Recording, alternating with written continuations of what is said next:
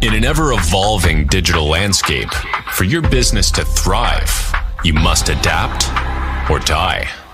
Welcome to Marketing in the Age of AI, the podcast helping you harness the power of AI and marketing tools to revitalize and grow your business. And now here's your host, marketing expert and author of Authentic Marketing in the Age of AI, Emmanuel Rose.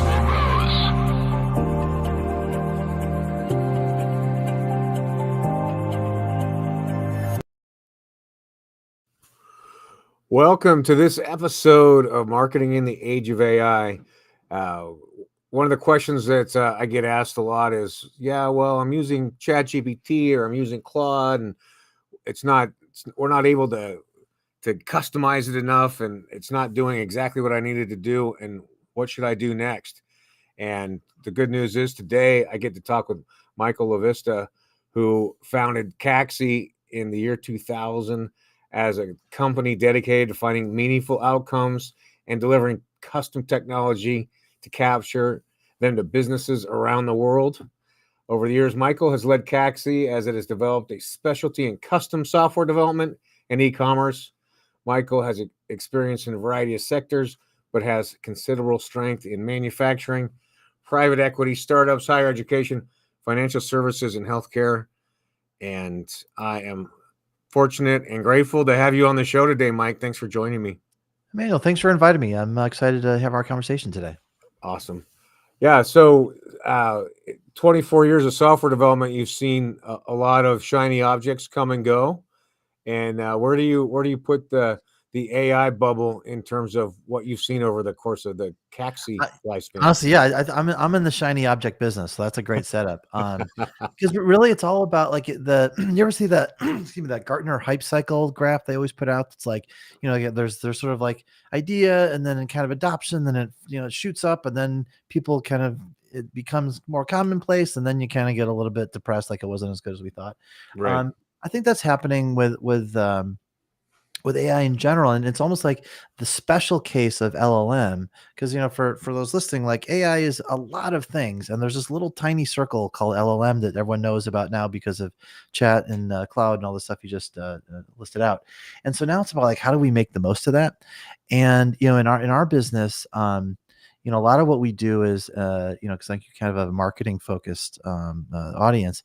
What we try to do is we try to create differentiation for companies. So if you're a CEO, you're probably worried about really three things. You're worried about differentiation, risk, and then managing growth, right? And so where you can leverage AI is, can we come up with something special and unique? And honestly, a lot of what you're seeing now is at some point, like we've squeezed out whatever LLMs are going to do for us. I think it was the CEO of Google came out last week and said, all right, all the low hanging fruit has been done. Like we figured out we can make some okay videos. We can do some messaging. We can do some customer service. And now we're at the next kind of, chasm is like, how do we leap over to these really, really interesting things? So, in terms of like, what's the current shiny object, it can do some really, really cool stuff. And to your point in the intro, it reaches a point where it's like, well, if everyone can do this, it isn't really a differentiator anymore. We got to find something special and next. And that's kind of what we think about. Yeah, that's cool. I do think it's amazing, like what I call like the retailization of the LLMs, right? Where everybody has access to chat or Claude. And there's, I've seen that now NVIDIA has got their LLM, and they're doing a training course, and there's a big push. Adoption is a little flat right now, though, in all the studies that I've seen.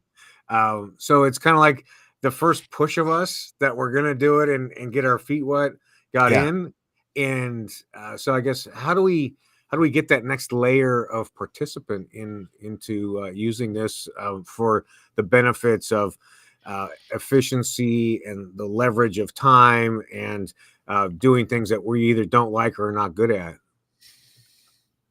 Oh, no, it's a really good question. I think for when I think about for companies, it's all about how do you because I think if we start with, hey, here's this tool, let's use the tool, you fall into that, I have a hammer and everything looks like a nail problem. But if we start from what are the problems to solve, then you can figure out, whether AI fits in, if it's LLM, and if so, how are we going to do it? Because one of the things I see right now, there's an idea. I'd love to coin a phrase, and maybe you can help me come up with a better one. But I'm getting a little bit of what I'm calling content fatigue, where people are using LLMs. I can tell it's an LLM, and Yep. it's too long, it's too much, and they get me every day with it.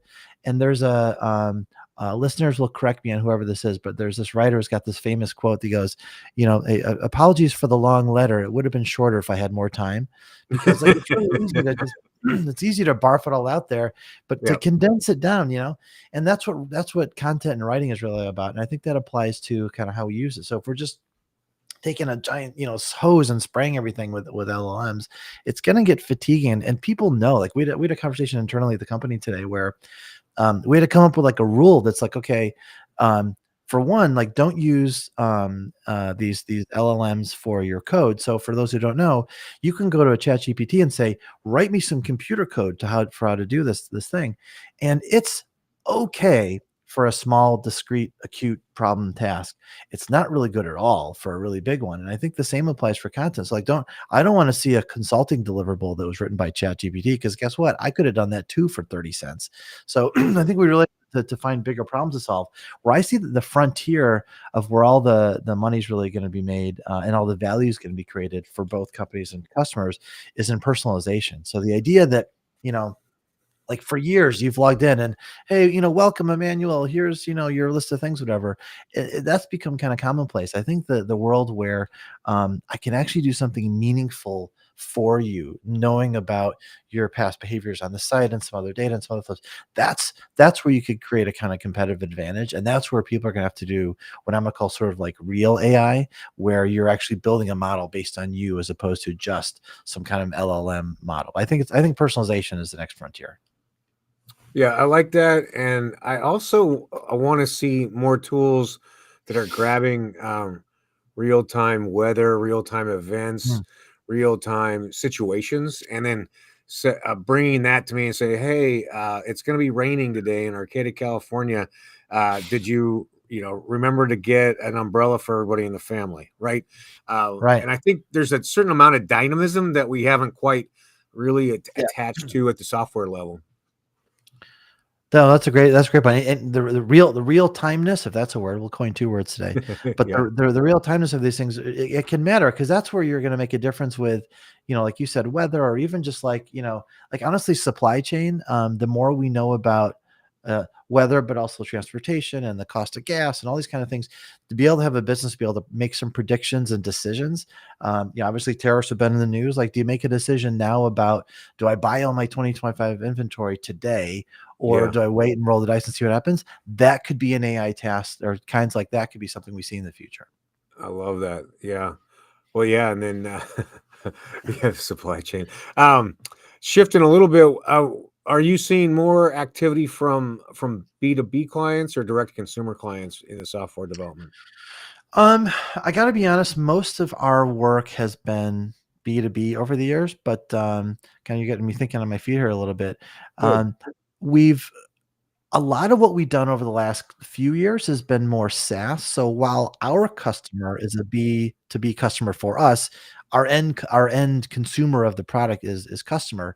And Yep. honestly, just to kind of like fulfill my own prophecy here, a lot of the work has been around customization. So if we Sure. build a big SaaS product, we have a customer that's financial wellness tool called Best Money Moves, where what we want to be able to do is deliver you personalized kind of money advice from, here are deals in the credit market, here are deals about, mortgages, but also training about, how to buy a home and how to pay down debt and all these kind of things. So like, the more we know about you, the more we can give you an actual kind of set of guidelines that isn't just for anybody, and I think that increases usage through the roof. By the way, for anyone interested in investing in personalization, if you're actually helping me, providing value, I'll use that tool. Absolutely, and especially and talk about fatigue. I have a fatigue around working with a company, a vendor, and they're forcing me to go through and do their checklist survey again to figure out who the heck I am and what I Right. want.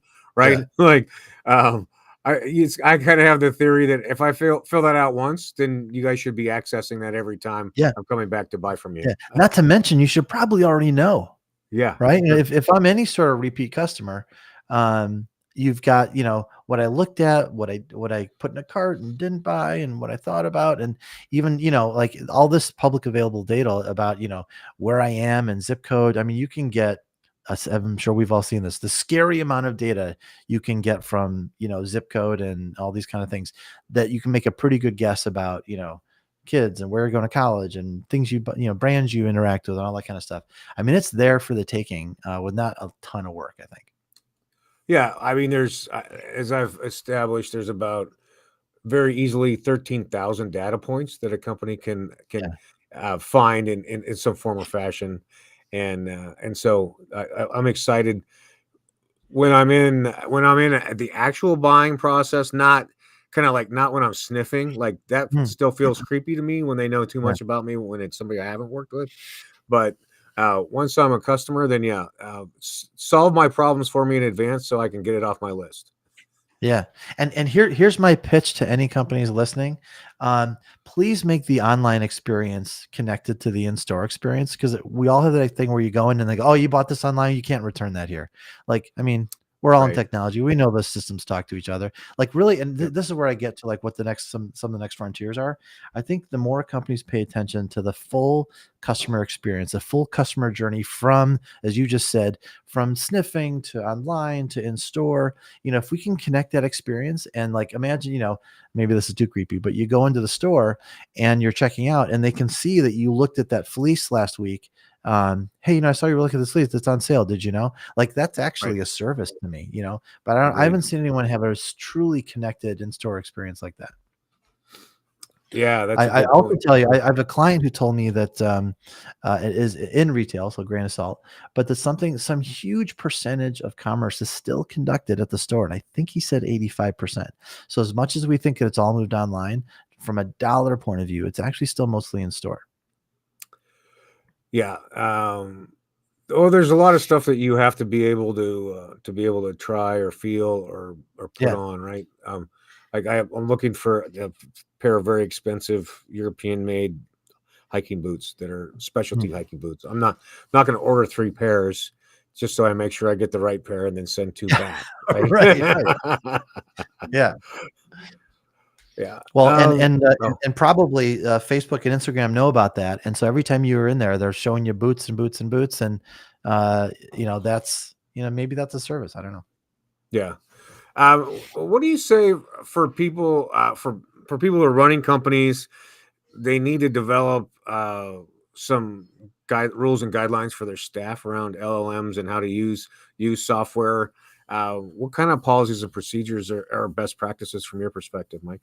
So, I mentioned earlier, I think one of the things, this is more preference, but I think it's sound strategy.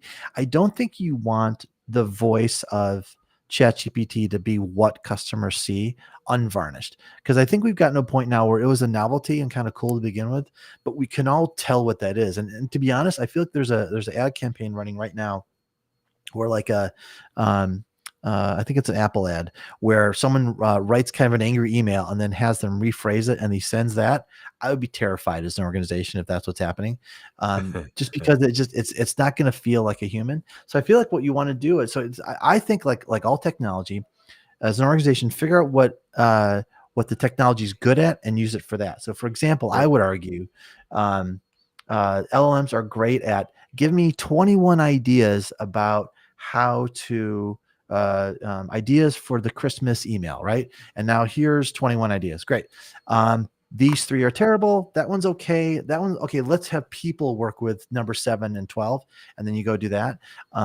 Handing it off terrifies me. I feel like I've seen in other things where it's like, have an LLM read your HR manual and have it be like the frontline HR thing. I Right. mean, I can imagine lawyers' hairs catching on fire as soon as they hear about that. It's like really like figure out like where, like what, because there's a risk that it's not right, right? And so that's the figure out, great at ideation, great at like, honestly, I did this thing the other day. It sounds so trivial and ridiculous. I took my wife to Paris to see Paul McCartney. And Nice. after we were done, there's a website that lists the set lists online. So I was like, I wonder if ChatGPT can help me with this. So I grabbed the set list, I put it in ChatGPT, and I go, hey, can you make a Spotify playlist from this? And it goes, I can't, but I can make a file that this other site can use, and it will upload into Spotify. So 5 minutes later, I had my Spotify playlist of the concert. Like, figure out what it's good at, because that would have taken me 15 minutes and would have been annoying.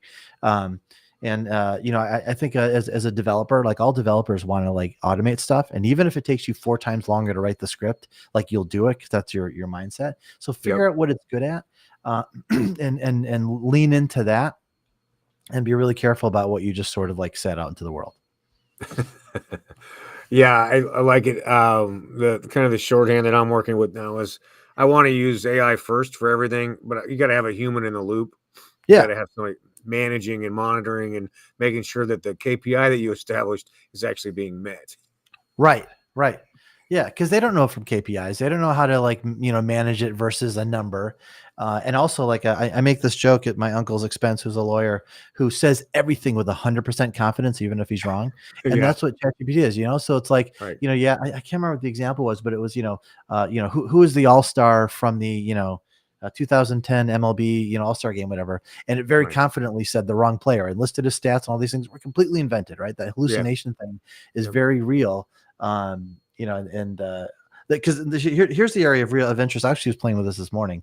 Like this idea of having, we've probably all seen this online lately, and we could probably do this for our podcast. Have an AI create like the little 3-second video of, copyright-free material that is, Mike and Emmanuel just talked about, shopping for boots, right? We could make a little person boot walking across the screen for 3 seconds that your producers could pop in there. That just makes the video a little bit better, right? Stuff like that, little sprinkles. Totally. That sounds great. Full movies. I'm not going to watch an AI movie yet, right? They're in the future, right? But full AI movies, I think, is a decade away or something. Yeah, I like that. And there actually, I could picture this real time emoji reactor popping in on the bottom of the video for that. Right. Yeah. Let's see. So, what do you see, or what are you seeing in terms of ideas that are coming to you, and like how small of an idea is too small for an AI software project versus how big you want to have a minimally viable product? So great question that ties in, I think, to what we were just talking about. Here's where I think AI can be real. So what companies can do. I think AIs can be really great at prototyping stuff that would have been too expensive to try before. So that whole, like that long tail idea. So if a company in the past had 10 ideas, we would come to them and be like, you can probably afford to do 1 or 2, but like certainly not all 10, right? Whereas right now you could probably bang out AI versions of those 10 ideas and kind of see, like, does this, because like, honestly, this is a great analogy you said earlier. It's just like online to being in a store. There's some things you want to try on, and software, it turns out, you want to try on. So try this idea, play with it a little bit. Honestly, now that I see it, that idea is no good. But number 6 that we were going to pass on, actually, you know what? Now let's get professionals to turn this mock-up proof of concept thing. Let's get professionals to turn that into something real, because this actually might have legs. I think that's where you could use AI really effectively. Interesting. And I know you do a lot of things around finance and healthcare. Are there any other areas that you really like to dig in and produce for? Yeah. The area that we lean to the last couple of years from a marketing point of view, because we do serve a lot of different industries, is we found that in the U.S., the manufacturing space, especially like in like the 100 to 200 million range, where you have something that you're doing and you've grown really quickly, you're at a point where your company might be on spreadsheets and and luck and kind of half implemented ERP. There's such an inflection point there where now is your time. If you can convert to more of a digital process, your growth to, let's say, $1 billion is now not encumbered with bad processes and too much labor costs being too high and processes not being right. Like, that's a great spot for us to get involved. That's where we've really been focusing. And I think manufacturing and just industrial in general coming back to the US and being kind of a strength again, I think is happening. And I think we can power it with tech better than we are now. Yeah, that's a good point. And yeah, I think with the the new regime that's coming in, that seems to be part of their focus, and hopefully that will happen. We'll get some of those jobs back. Yeah. Well, it's good stuff, Mike. Let's see, if people want to get in touch with you and have a conversation, no matter how small, how do they catch up with you? I think so. My company is Caxy, CAXY. So if you go there, caxy.com, drop us a note, or you can find my podcast is The Digital Transformist, and that's on all the things you might find. And get me on Twitter at just Michael LaVista. All right, that's awesome. Well, thanks. I appreciate your time, and hope you have a great rest of your week. Thanks, Emmanuel. It was fun. Good conversation. Yeah, thanks, Mike. Well, there you go. We got to stay focused on what the outcome is that we want to produce, and then find the software tool to produce it, rather than the other way around. Thanks for joining me today, and I look forward to having you on the next show. Thanks for listening to Marketing in the Age of AI. Be sure to subscribe wherever you heard this podcast so you never miss a future episode. Your copy of Authentic Marketing in the Age of AI is available at Amazon.com or EmmanuelRose.com. You can also connect with Emmanuel on LinkedIn.